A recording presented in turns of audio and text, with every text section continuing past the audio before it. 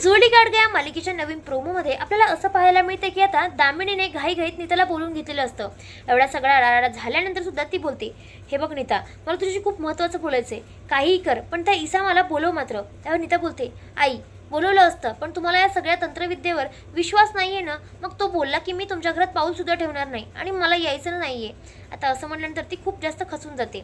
इकडे सावी ऑलरेडी धैर्याच्या म्हणजे छातीवर डोळे ठेवून रडत असते आणि या सगळ्यामध्ये बिचारी खूप रडत असते। तितक्यातच इथे नीता येते आणि बोलते, काय झाले सावी, तू कशाला रडतेस? त्यावरती बोलते, हे बघा वहिनी, आता मला असं वाटतं की काहीही झालं ना तरी या सगळ्यामध्ये फक्त आणि फक्त एकच पर्याय आहे, ते म्हणजे धैर्यानं खरं सगळं सांगणं। त्यावर ती लगेच नीता बोलते, एक अजून पर्याय आहे, तो म्हणजे त्या दामिनी यायला म्हणजेच आईंना परत त्या इसामाला भेटायचं आहे आणि त्या इसामाला भेटणं म्हणजे खरं काढून घेणं।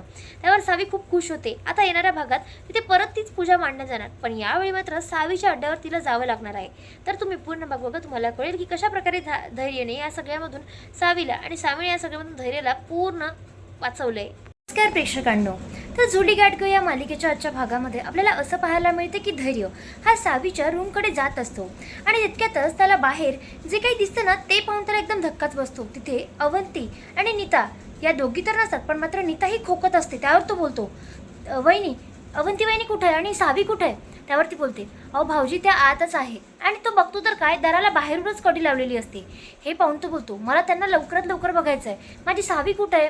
आणि असं म्हणून तो डायरेक्ट दार खोलतो तर काय, समोरचं दृश्य पाहून त्याला एकदम धक्काच बसतो, कारण तिथे अवंती असते पण आता कुठेही सावी दिसत नसते।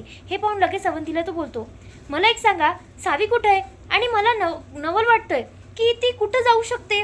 त्यावर लगेचच अवंती बोलते, अहो भाऊजी तुम्ही जरा शांत होता का? त्यावर लगेचच तिथे सावी येते आणि बोलते, फ्रेंड मी इथं आहे ना, तुला कळत नाही का रे? आणि असं म्हणून ती आता त्याच्यासोबत लाडाईगोळ्याने बोलत असते। त्यावर तो बोलतो, काय सावी तू, मी किती घाबरलो? त्यावर लगेचच सावी बोलते, घाबरायचं कशाला, आणि मी इथेच असते की। त्यावर लगेचच सावीला तो बोलतो, बरं ते सगळं ठीक आहे, मला एक सांग, तू ठीक तर आहेस ना? त्यावर ती लगेच बोलते, होय तर।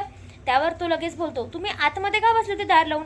आता असं म्हटल्यानंतर लगेच तिथे नीता बोलते, ते बाहेर आले होतेत ना, त्याच्यामुळे मग मी म्हटलं की ही लहान आहे आणि म्हणून अवंती वहिनींना तिच्याजवळ ठेवलं आणि बाहेरून दार लावून घेतलं। त्यावर तो बोलतो, हे एक चांगलं केलं तुम्ही।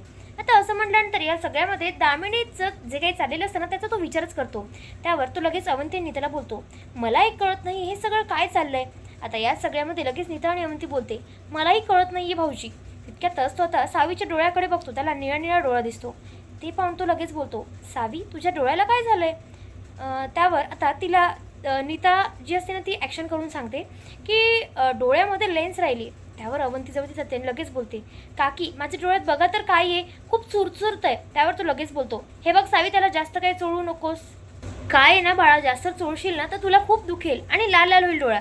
त्यावर तिथे लगेच अवंती तिच्या डोळ्यातली लेन्स काढून घेते आणि या सगळ्यानंतर तिचा डोळा बरा झालेला असतो। त्यावर ती बोलते, बघ फ्रेंड, आता दिसतंय का काहीतरी? त्यावर तो बोलतो, बघितलंस ना, मी तुला म्हटलं होतं नको चोळू इतकं, किती लाल झालाय। वहिनी एक काम कराल, तिच्या डोळ्यामध्ये ना तिथनं फर्स्ट एड बॉक्समध्ये आय ड्रॉप आहे, तो तिच्या क्लिनिंगसाठी टाकून द्या, थोडं चांगलं वाटेल। त्यावर ती बोलते, हो चालेल ना। आणि इकडे आता धैर्य हा निघालेला असतो। या सगळ्यानंतर धैर्य हा खाली आलेला असतो। खरं तर त्याला हे सगळं पाहून नवलच वाटतं। तितक्यात तो बोलतो, हे सगळं काय आहे? काहीही झालं ना तरी हे सगळं मी मात्र फेकून देणार, कारण मला या सगळ्या अघोरी विद्यांवर अजिबात विश्वास नाहीये। त्यावर दामिनीला येऊन बोलतो, काय गाई, हे सगळं काय चालवलंय आणि तुला काही कळतंय का? अगं तू हे जे वागतेस ना ते अतिशय चुकीचं आहे। आता असं म्हटल्यानंतर दामिनी लगेच बोलते, हे बघ, मला माहित नाही धैर्य, पण मला या सगळ्यामधून सुटका मिळवायची आहे। माझ्या जीवावर उठली ती आत्मा, ते भूत मला अजिबात माझ्या आयुष्यात नकोय। त्यावर आता या सगळ्यामध्ये लगेच तिथे आता धैर्यला ती बोलते, हे बघ धैर्य, मला ती पूजा पूर्ण करायची आहे। आता असं म्हटल्यानंतर लगेच धैर्य बोलतो, हे बघ आई, भूत वगैरे काही एक नसतं आणि हे सगळं तुझ्या मनाच्या मनकत आहे, तू काय इतका विचार करतेस? तुझ्या जीवावर कोण उठलंय ते तरी सांग बघू मला।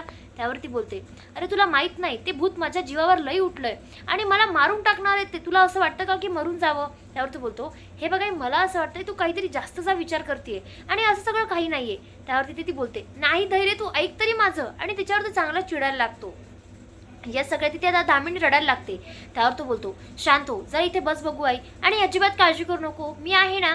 तितक्या त्या सगळ्यामध्ये हे जे वागणं असतं ना ते पाहून तिथे लगेच इरा येते आणि बोलते, काय चालवलं हे तुम्ही सगळं आत्या? आणि या सगळ्यांसाठी मला म्हणून तुम्ही झोपेच्या गोळ्या दिल्या आणि झोपून ठेवलं, तुम्हाला काही वाटतंय का? आणि या सगळ्यानंतर मला काही झालं असतं म्हणजे? त्यावर आता लगेच दामिनी बोलते, हे बघ, तितक्यातच आता ती खूप आवाज ओढते आणि बोलते, काही मी बघणार नाहीये. आणि तुमचं काय चाललंय हे सगळं नाटकं फालतूची, हे सगळी खोटं असतात हो, तुम्हाला कळत नाही का साधं सुद्धा. त्यावर धैर्य बोलतो, तू माझ्या आईवर आवाज चढवायचा नाही. त्यावर लगेच ती बोलते, का बरं नाही चढवायचा आणि का बरं नाही, ती माझ्या जीवावर उठते आणि मी त्या आत्याला विचारू सुद्धा नाही की हे सगळं काय चाललंय, जाब नाही विचारायचं का मी. त्यावर आता या सगळ्यामध्ये लगेच भास्कर समोर येतो आणि बोलतो, मला एक सांग, तू काय करतोस नीता, तू काय झोपा काढत होतीस का. विलासही समोर येतो आणि बोलतो, काय का कुकिंग शो, तुला कळत नाही का काय करायचं. आता असं म्हटल्यानंतर तिथे ती गप्पच उभी असते.